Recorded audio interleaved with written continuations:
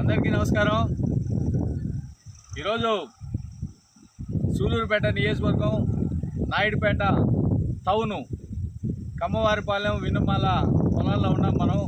వైఎస్ఆర్సీపీ రాష్ట్రం అంతా కూడా యూరియా కొరత అని చెప్పేసి ఆర్డీఓ ఆఫీసుల కాడ ఏదో ధర్నాలు ఏర్పాటు చేసినట్టున్నారు।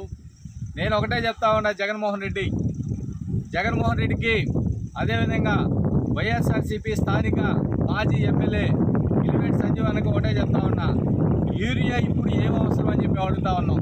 ఈరోజు పైరు కోసేశారు, ఇక్కడ ఈ జీలగలు అంటారు వీటిని, ఈ జీలగల్ని దున్నేసి బాగా దుక్కి చేసి ఈ విధంగా చల్లుకుంటారు। ఈ విధంగా చల్లిన తర్వాత మినిమం అంటే మినిమం సుమారు ఒక నెలకు వస్తుంది, జీలగలు నెలకు వస్తుంది। నెలకు వచ్చిన తర్వాత దీంట్లో నీళ్లు బాగా పెట్టుకొని తొక్కించుకుంటారు। తొక్కించేసిన తర్వాత అప్పుడు నారుగు పోస్తారు।